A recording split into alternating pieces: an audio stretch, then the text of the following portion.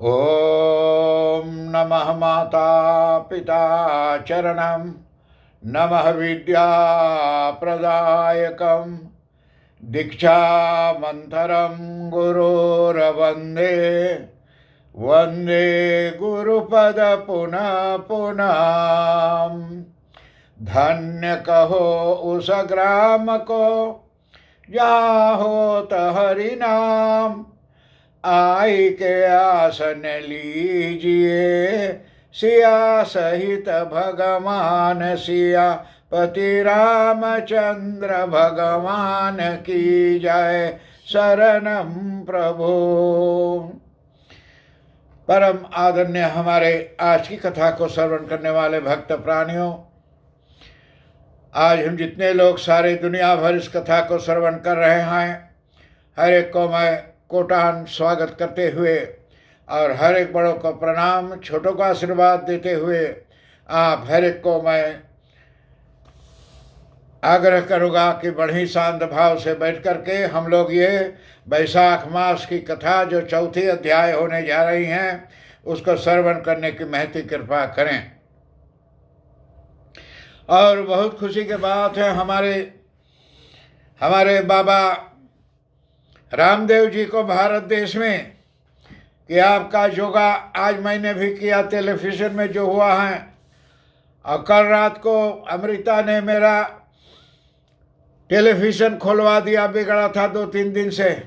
मैं 3 बजे सुबह तक सावधान इंडिया देख रहा था फिल्म, 5 फिल्म देखा मैंने 5 घंटे में, 10 बजे से 3 बजे तक। तो इसी से सुबह तनी जागने में देर हो गया। तो आप लोग तो समझते हैं कि अब जो लोग बूढ़ा होता है तो अब बच्चा बनता है, फिर पहले जवान से बड़ा होता है, बड़ा होकर फिर छोटा होता है, ये जाकर बूढ़े आदमियों का काम है। तो फिर भी वैशाख मास की कथा वहीं से आगे चलेगी जहाँ पिछले बार रुका था कि केवल बदरिया के पैरों पर अया ने ढोक देना, कि बोले खाली बदरिया के सिरे ढोक दी हो, और बोले कोई ना जाने पावे कि बदरिया के बेटवा हम आई।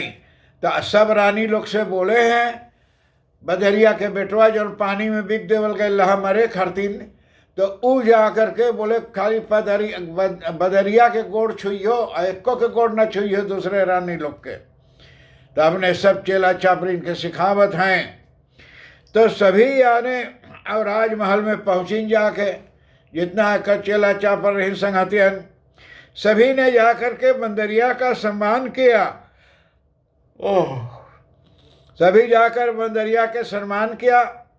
यह देख सभी रानियां ईर्षा से क्रोध में भर गई और राजा से उस दंड देने का कहा। दूसर रानी लोग जो रही तो उन लोगों के गोड़ ना छुई, सबको जो गोड़ छुई तो बंदरिया के कारण बंदरिया वो लड़का के माई रहा, एक और माई ना रहा, एक और कसाई रहा, एक और ने जाकर बच्चा को पानी में बिक दिया कि मर जाए। अब पत्थर ला के उनके माँ के लगे धर दिया, बोले पत्थर जन्म दी सब भैल है। तो इससे रानी लोग जा करके ईर्षा द्वेष जलन करिन और राजा से कहा थे कि इन लोगों को जितना आकर के बंदरिया गोड़ छुई ने इस सब को सजा दो, दंड दो, जेल में बंद करो। जब राजा ने उससे इसका कारण पूछा तब बंदरिया के पुत्र ने राजा को सारा वृतांत सुनाया। जा करके राजा पूछिस काहे खातिन बंदरिया खाली गोड़ लगिन, एक तो तोर भी माई है, महबा माई है, इन लोगों के गोड़ कहने लगिन। तो वो लड़का जा करके सारा वृतांत राजा से बता दी कि देखो ये मेरा माई है, मैंने जन्म दिया है, और ये रानी लोग बाकी जो हैं ये लोग ले जा करके मुझे पानी में फेंक दिया और बंदरिया लगे लिया के पत्थर रख दिया। और जा करके कहा कि महाराज मैं इसी बंदरिया का पुत्र हूँ। रानियों की पील खुल गई, उनको पोल खुल गई, जितना जाके कहे रहे बदमाशी करे रहे खुल गए, और उन्हें राजा के समझ में अपनी करनी और स्वीकार कर ली। जा करके राजा के जितना रानी लोग करे रहे कसूर, राजा ये बात को समझ गए, बोले वो जलन के मारे पानी में बिक दिए। तब राजा ने उन सभी रानियों को सज्ज राज्य से बाहर निकाल दिए। बाहर निकाले तो आदेश दे दिया कि बंदरिया के पुत्र व पुत्र यानी बधुओं व उनके पुत्रों को पूरा राज किया और सम्मान दिया और राजमहल में रखा। उसी दिन से राजा उस लड़का को अपने राजमहल में रखे के जगह दी। और लड़कन जो माने हैं बात तो उस सब बात लड़कन सुखी रहे हैं। जब लड़कन माई बाप के बात ना माने हैं तो सुखी ना रहे हैं। जौन औरत पति सेवा से बाहर रहे हैं तो दुखित रहे हैं। ऐसे बंदरिया को जा करके और कहा सुनाइन तो बंदरिया ने जब सुनी सब बातन तो बंदरियों का आज जा करके दिमाग खुलल कि अतः उस बंदरिया को बैसाख नहाने में पुण्य रूप में उसे पुत्र प्राप्त हुआ था। एवं सभी कन्याएं वैशाख स्नान और करने के कारण राजमहल में सम्मान के योग्य बनी कि जितना ओकर बिटियन बेटवन रहीन सब जा करके राजमहल में सम्मान के योग्य रहीन। और जे लोग ना करीन गंगा स्नान वैशाख स्नान तो उन लोगों को जा करके दंड और सजा मिली। रानियों को बाकी जो रही उनके महल से निकाल दिया गया और जा करके नाथ बोले थे साथ ही उनके पुत्रों को भी यानी राजमहल राजसी अयोग्य प्राप्त हुआ। राजसी योग्य बोला जाए जो राक्षस वाला असुर वाला जनावर वाला रूप शैतान वाला रूप मिलल एकवन रानी के लड़कन के। यह स्नान पुण्यदायक हैं। अतः इस वैशाख स्नान में के महत्व को समझकर वैशाख स्नान और नियम पूर्वक धारण पूर्वक करना चाहिए। यह वैशाख स्नान जो है बहुत पवित्र महीना है। यहाँ बटाब अपने जितना चेला चली सबके बोले जाओ उसके फनगन डुबुक्की मार के आई हो। वैशाख महीना जो आई तो वैशाख के मास में जा करके और आगे होती है। वैशाख माह की इस वैशाख चौथे के दिन जा करके चौथ माता की यानी पूजा की जाती है। वैशाख महीना के शुक्ल पक्ष के चौथा दिन यानी अंजुरिया पक्ष के चौथा दिन चरवा दिन जो है तो उस दिन जा करके और चौक माता के पूजा करल जा है। जैसे करवा चौथ औरत लोग करे हैं, हमारे सूरीनाम के औरतन ना करे हैं, भारत के औरतन करे हैं। जब जाइला इंडिया मान लोग है पूजा करावे तो एक घर में 20-20, 5-4, 30-30 औरत रहे जो उनके पूजा करे पड़े हैं।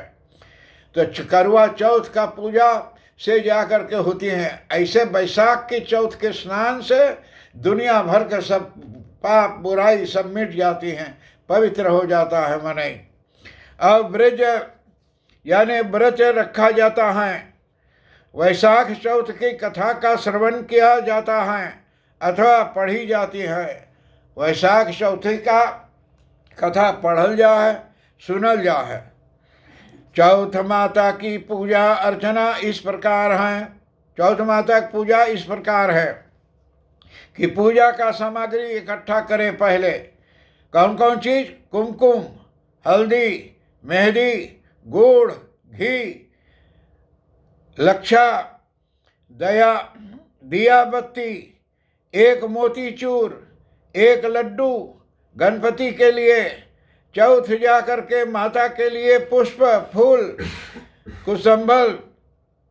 कसुम्बल आदि का पात्र अब या के पिया जाता है।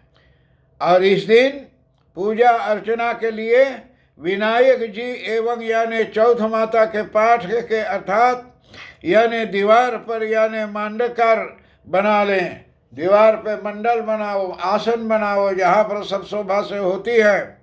इस प्रकार से उनकी विधि विधान से पूजा करें। न ऊपरे नीचे पूजा कर लो, हाली हाली जल्दी जल्दी खत्म हो जाए। इसी से अनिरुद्ध पंडित जब पूजा पे बैठे हैं तो सदा पूजा के स्थान पे खिलवाड़ अनिरुद्ध पंडित ना करे हैं, वहाँ नियम से करो। भगवान के काम भगवान के रूप में करो। भगवान सारा दुनिया बनाया है, भगवान सब कुछ करता है। ऐसे जा करके अब पूजा करके चौथ माता की और कथा सुनना चाहिए। दर्शन करके जल का अर्घ ले, जा करके अर्घ ले के जल से पानी हाथ में रख के, फूल रख के, चाउर धर के, सुकरू ऐसे अर्घ उतारो जा करके चौथ माता के। एवं रात्रि में चंद्रमा के दर्शन करके जल का अर्घ ले। रात के चंद्रमा के देखो, चंद्रमाता के जा करके दर्शन करो।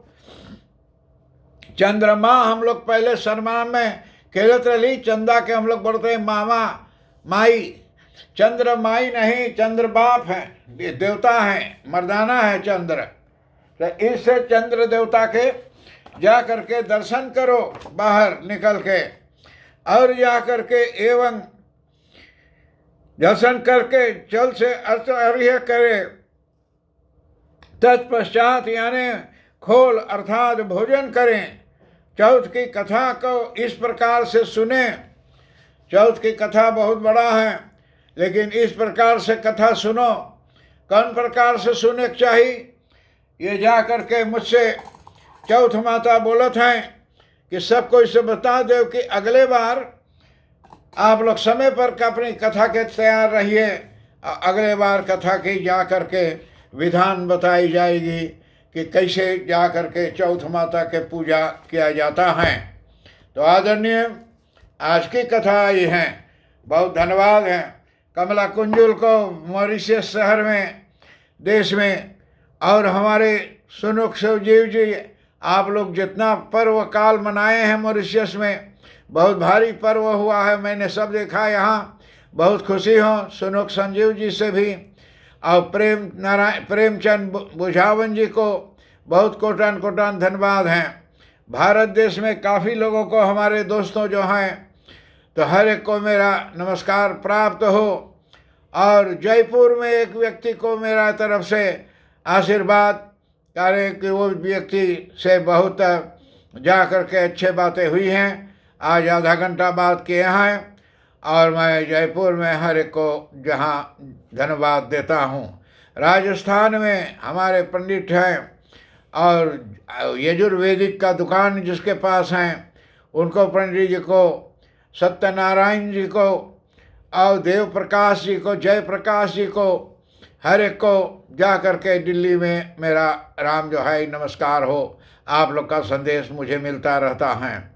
अगर कुछ जांच पड़ताल हो तो तार का नंबर मेरा 0619 तार का नंबर मेरा हॉलैंड का है 0619094949।